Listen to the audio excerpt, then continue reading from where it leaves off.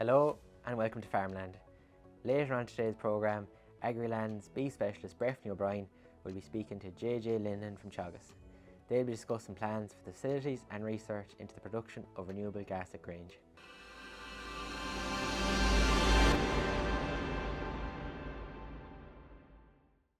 But first, I'm joined by the sheep chairman of the Irish Cattle and Sheep Farmers Association, Sean McNamara, to discuss factory lamb prices, a positive start to the store lamb trade, and another year of poor wool prices.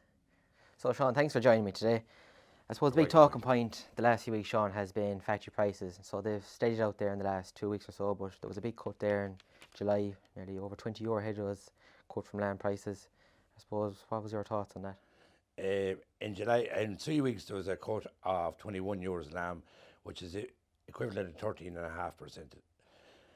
And we're not happy with it. Number one, lambs are back to 650, 660 at the moment. At €7, the farmer is making, we reckon, €7 a lamb profit. And when you go down to 650, you're a loss making enterprise. So I am prepared to work with factories, board BIA and retailers to get a viable market for farmers out there so they can make a viable living. There's no point in selling lamb at under the cost of production. In 2 or 3 years' time, as we all know, there'll be no one at it because there won't be a living there for men, and they cannot keep at producing lamb under the cost of production. And another issue, Sean, as well as in factory cuts, was lamb killouts have been an issue over the last number of months. They've been back. A lot of that has been put down to factories, say, less concentrated feed being fed. It's an issue, and I suppose, Sean, what would you be saying to farmers? I'd be saying to farmers not to kill their lambs don't kill their lambs unless they're fit. You nearly want them 50 kilos now to kill out full weight. Some lambs are killing out at 40%. A lot of farmers did not feed constantly account to the price for the year, so therefore they're getting a bad kill out. And I'd say to farmers, let them lie to be 50 kilos. If not, and they think their lambs are going to kill out bad, bring them to the market and to get a better price for them as stores. That's what I'd be saying to them. Perfect.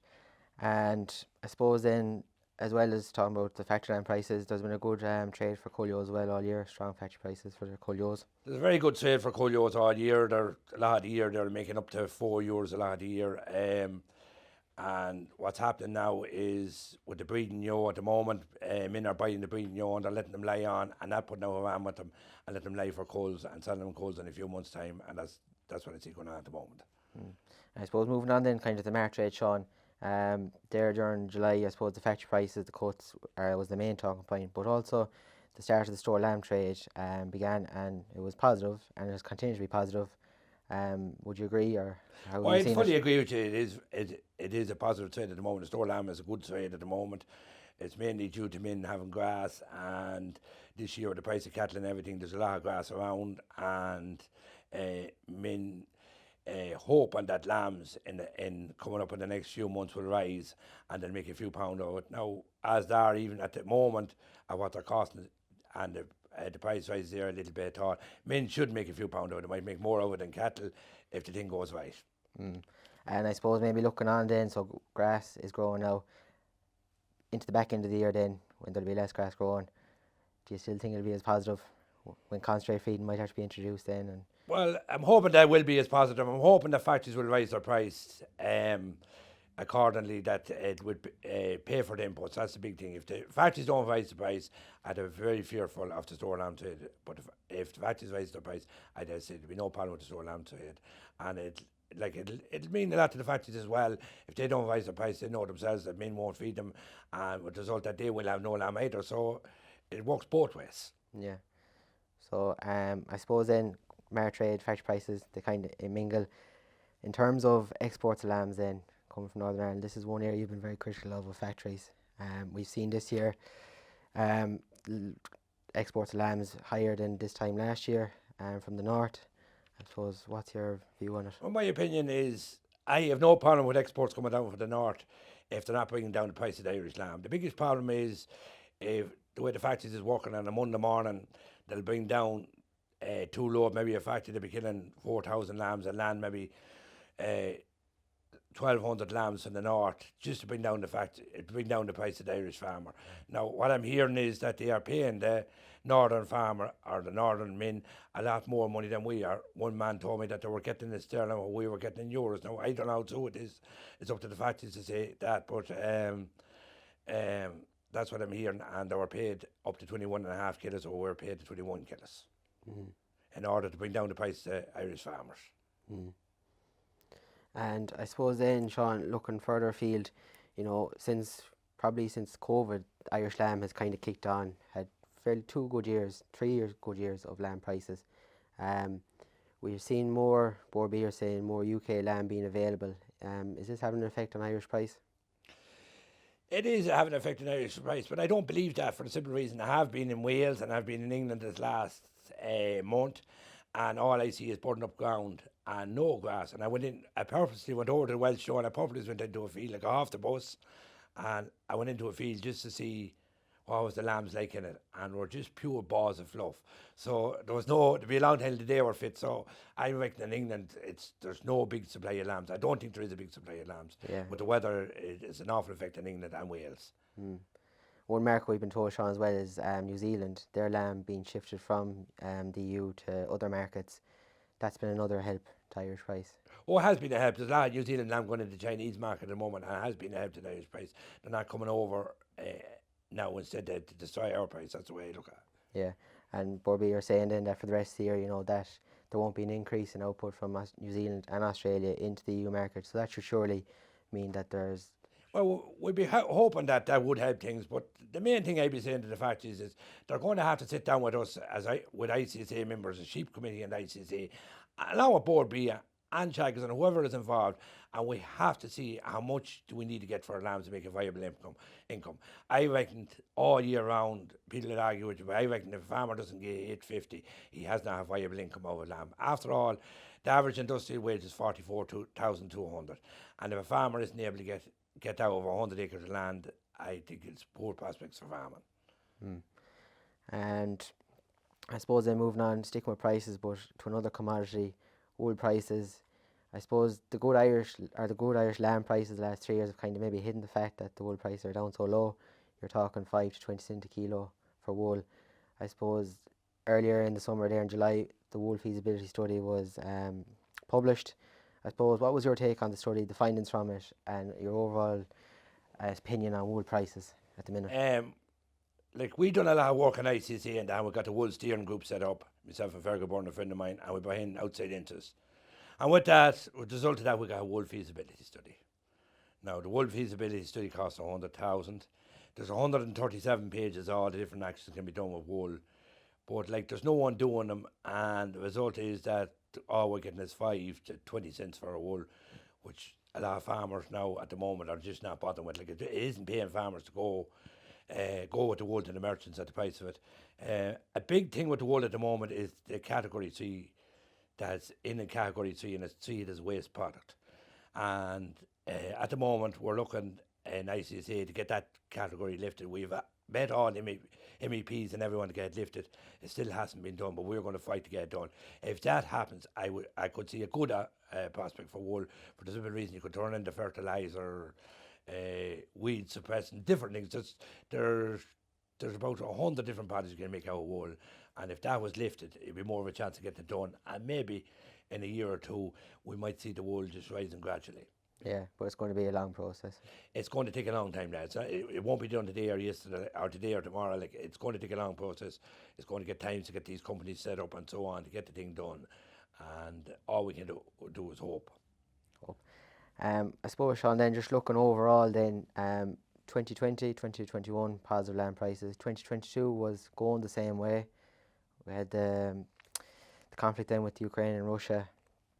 Has sheep farmers' confidence been knocked in the sector, or do you still think, you know, farmers still see a viable future in it? What I'm seeing at the moment, like I says, I'm in March every day of the week, and I know exactly what's going on. I can see there's a big lack of confidence in sheep farming. In the breeding section now, I know you'll see an og pin making an exceptional price, maybe 200 to 300, but that's only the very odd pen. You have a lot of sheep being sold at 110, breeding ewes being sold at 110, 120, 130. A lot of men is just buying them for the sake of buying them and feeding them for 2 months, like I says, and they're going to kill them. There's in the marts, you don't see any young person anymore buying sheep. It's all an older group. After all, the average age of sheep farmers is 63 years of age. And we have to look at it that way. They're 63 years of age, and they're getting old and getting fed up with it, and they're not going to do it. Just going to do it, but then there's no one replacing them. All you have to see is since 2015, there was 5.5 million sheep in the country. Today, there's a little over 3 million, maybe 3.2, 3.3 million. And and unless the market's improved, like the factory can say, oh, farmers are making a few pounds, we're not making any money. Unless there comes a viable living out of sheep farming, I can see it in about 3 years' time, we'll be down to 1 million, 1.5 million euros. That's the way it's going to go. Like there's no young person taking up, and that's the big thing. Like when you see no young person ready to take it up, like after all, a young lad can go out and he can earn a decent wage at the end of the week. And what's happening then is too is a lot of men is getting older, they're drawing the pension, and they're putting their pension into farming, ploughing into the farming, and they're no longer going to do that. They're going to keep it for themselves. Same with the young lad out working, come home, spend all his money they hear and straight into, plough it back into farming, and he's not going to do that anymore. It's like they have mortgages to pay to everything, so they're just not going to do it. They're just, like I said, the farm keeping them, they're keeping, it's gone to say that they're keeping the farm. Yeah. And that can't continue. Like, we have to make a viable income. There has to be a viable price for lambs. Like I said, I'm prepared to work with all the stakeholders to get a viable price for lambs. And we're going to have to get different markets. We're going to have to seriously look into different markets. In 2021, there was 286 tons of lamb put into America. Since we signed the agreement with America, no lamb has gone into America. What has happened to that market? China, no lamb has gone into China. We have 2 Board B offices out in China, supposed to be selling our product, and nothing going into it. So, like, is New Zealand taking up that market? Sorry? Is New Zealand? New Zealand will be taking up part of it, but there'll still be market there for us too if we look to get into it. As far as I can see, it's just an easy target. Just dump the lamb into certain markets. Or we have a handy market, we can sell it to Tesco, we can sell it this one, we can sell it that one. Just dump it. But what I'm hearing is too, another thing, I was talking to a man in Canada last week, and he says a few years ago they could bring in Irish lamb. And he rang me, and he says to me, he says, Sean, he says, at the moment I can't get Irish lamb. And I says, why not? He says, they tell me they have enough of product. So if that's the case, like, you have the factories preaching, oh, we've too much product and we don't know what to do with it. And then you have other men saying we haven't enough products. So who's telling the truth along the way? That's what I'm saying. And who's making the money? Like, the way I look at it, I don't mind the factories making money. They have to make their profit out of it. The retailer has to make his profit out of it. But the farmer also has to have a viable price for his lamb, because if the farmer has a viable price for his lamb, there will be no product there for the factories. And they may look at that, seriously look at that, because like, we need a viable price for our lambs. Like I says, we need an average industrial wage over 100 acres at least. There's no point in us keeping our farms instead of our farmers keeping us. That's the way I look at it. And you said, Sean, there you're looking at, well, at the minute, €7 kilo you would be thinking would be needed for lamb at the minute. Going into the back end of the year, is that going to be the same, or do you think more is going to be needed? I think there's a lot more needed. I know people that laugh and say consumers won't give it. But, like, after all, when the lamb was €9 a kilo, it was still the same price in the supermarket. I went in the other day and I got lamb chops as I liked for my dinner, and they were €9 a kilo. So that's the way I look at it. Like, they have to more at €7 a kilo.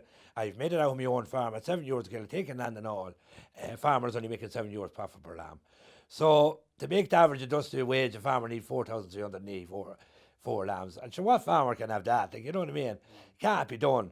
So I'd say, and people might laugh and say you're wrong, I'd say farmers who want to be getting at least $8.50 a kilo to get any sort of a decent income out of sheep farming. And that's at the level of input costs at the minute? That's the cost of inputs at the minute. Because, like, after all, it's up to 13.5% in 3 weeks, which is a serious drop. Like, no other sector would put up with that. Like, if beef was stopped at 13.5%, milk was stopped at 13.5%, what would they be back to? Like, no other farming sector, no other sector, didn't matter what they were at, they wouldn't put up with that. Like, and that was a serious drop. But, like, the inputs is killing farming. Like, fertilizer, meal, everything. Meal is, you could say for lambs, is over 400 a tonne. And, like, sure, like, even give a lamb 100 of meal is €20 right away. Like, you know what I mean? Or half hundredweight meal is €20. Do you think farmers could look at maybe adjusting their breeding plan a bit more and sort of have it that they're having lambs on the ground and produce them in time for those key dates in the sheep calendar, which are becoming more and more important, as we've seen the last 2 or 3 years when prices continually rise? We'll say at Easter time, we'll say they're in July for Eid. Do you think farmers maybe need to look at that themselves as well and have their lambs ready so that they can optimise price at that time? I wouldn't agree with you because the simple reason you can talk about optimising price at that time, right? They are a good price at that time, but the cost of inputs at that time is serious. That's what you have to look at. Like your lamb in April or into March, you haven't as much expense. But when you go into that early market, you have meal, you have to meal the ewe, you have to meal the lamb, you have to meal everything. Plus, you won't have as big a crop of lambs. When you have early lambs, you won't have as big a crop of lambs. We'd say you could average 1.4, 1.5 maybe in, we'd say in the March, beginning of April, the ordinary flock. At that time, you're talking about averaging 1.2. So you're not having as big a crop of lambs. Now, men that can do it, I'd say fair play to these lads, go ahead, do it. It's good. It's good that there's some man to do it, but like it's all right with a middling-sized flock, but when you go to a big flock, it can't be done. That's the simple reason. Perfect. No, we'll leave it there, Sean. Thanks very much for your time. Thanks very much, and thanks for having me on. No matter. Thanks.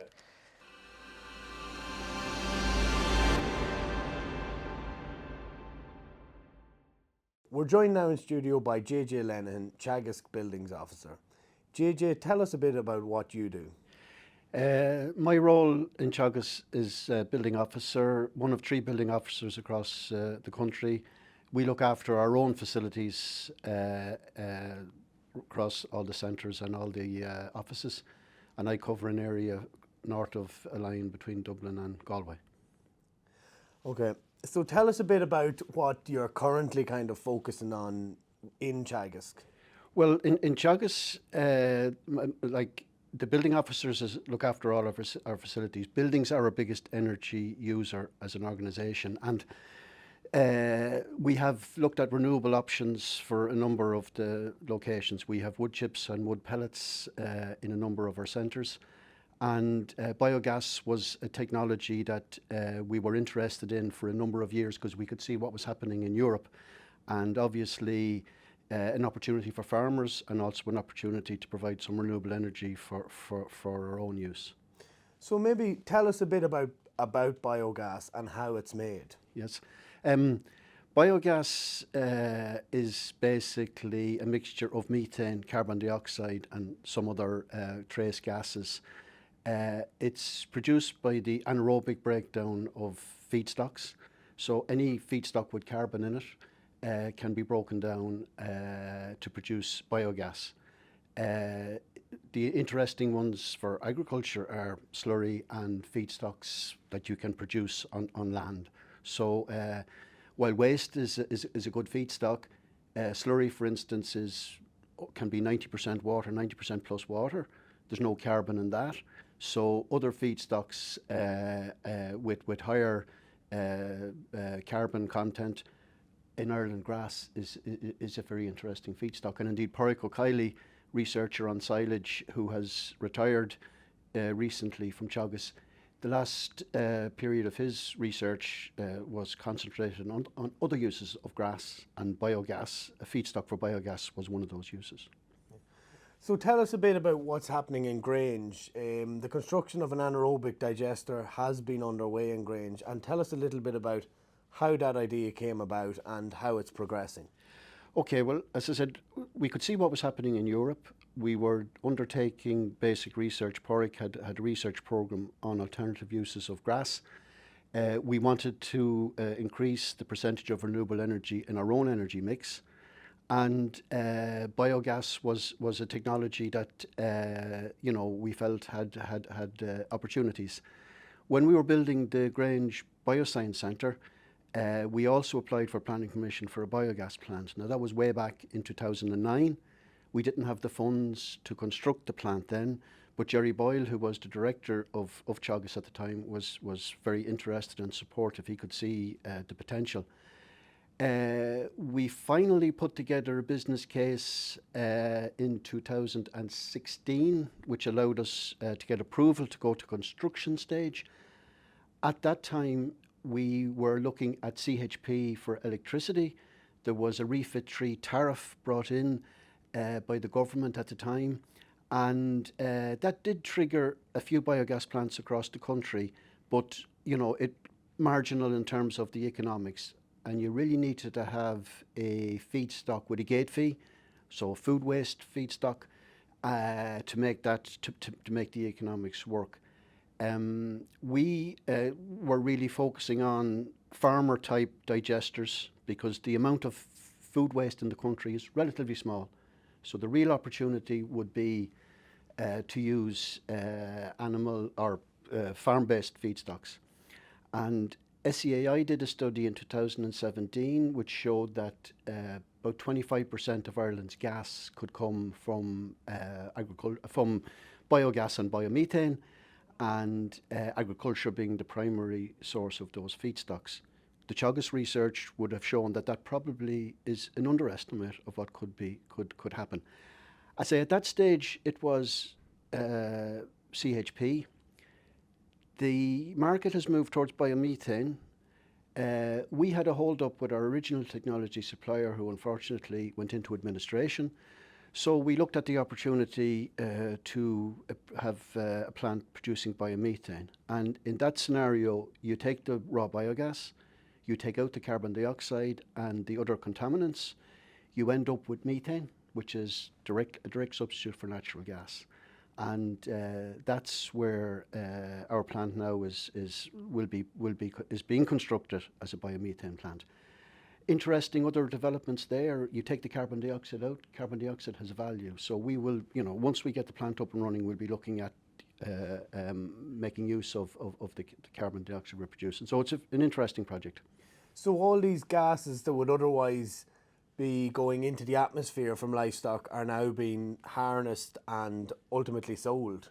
Okay, well, it's one of the pathways for methane. Obviously, bovines produce methane through their digestion process, and that's exhaled continuously. Mm-hmm. You have methane potentially in the slurry, so we would be capturing that material.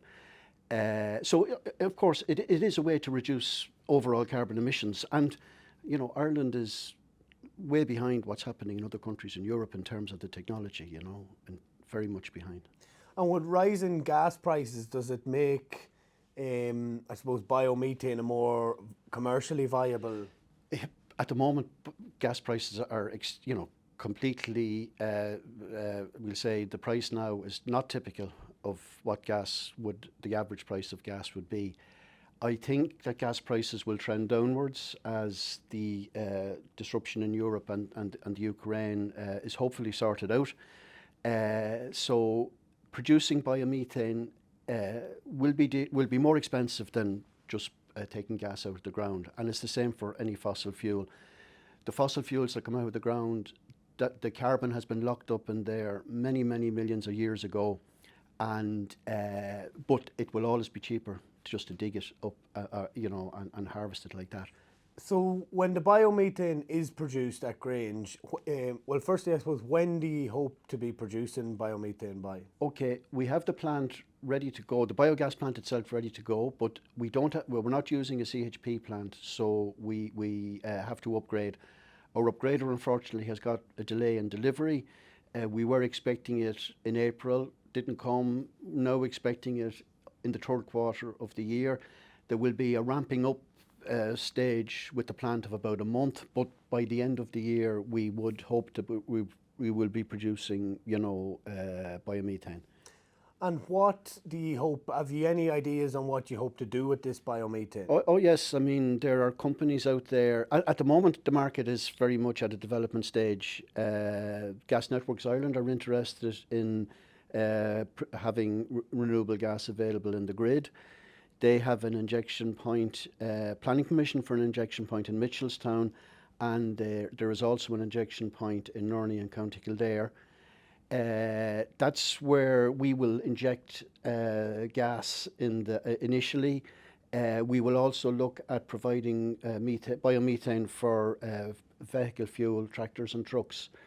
In energy terms, the plant in Grange will produce the equivalent of 1,000 litres of diesel a day. It's 75 cubic metres of raw biogas, 45 cubic metres, 50 cubic metres of biomethane, and that's equivalent to 1,000 litres a day. It's not big in European terms, but it's a sizable amount of energy. And what feedstocks will be used to produce the biomethane? Okay, the plant in Grange will use the winter slurry from about 750 animals on the farm itself, and also the grass silage from approximately 70 hectares. So there will be different mixes winter and summer, because we'll have more slurry during the winter, but you're probably talking about 10 tonnes a day of slurry and 10 tonnes a day of slurry out of a slatted shed or whatever, and 10 tonnes a day of silage out of the pit. So silage at 25% dry matter. And will that be grass silage or maize silage? Initially grass, but obviously to reduce nitrogen usage, we are looking. We have red clover in Grange and multi-species swards research starting, and those are two crops, particularly red clover, that we will be targeting to produce the gas. There is a renewable energy directive, a European directive, that you have to have sustainable production of feedstocks, and clover will be an important part of that. So, with regards nutrients, then, like, are the nutrients recycled then, Yeah. or? Okay, there's no NPRK taken out in the gas, so potentially all the nutrients are available that you bring in your feedstocks. If you're bringing in slurry, you'll have the animals probably eating a certain proportion of concentrate as well. So all those nutrients are in your mix, and they are available for subsequent use. The first place we'll be using them will be to produce further feedstocks, but also we can look at opportunities for getting those nutrients out onto farms with a nutrient requirement. And I suppose in the future, JJ, like, can we see these maybe coming in different regions of the country, or how do you see the future for biomethane in Ireland? Yeah, there's been different approaches in different countries in Europe, and in countries like Denmark and Germany, like, they have 30 years experience with biogas. The move will probably be towards plants larger than the plant in Grange, and the plant in Grange in farm terms is big, 70 hectares of silage, average farm size in Ireland 32 hectares, 750 slurry from 750 cattle. I think there's an interesting model that you will have a plant that will take feedstocks from a number of farms. Now, whether that plant is owned by a group of farmers or owned by one farmer and he becomes the purchaser, but there will be opportunities for farmers to become suppliers of feedstocks. And in terms of nutrient management, moving slurries through a biogas plant and then moving the digestate onto farms with a nutrient deficit is also an interesting pathway for effective recycling of nutrients.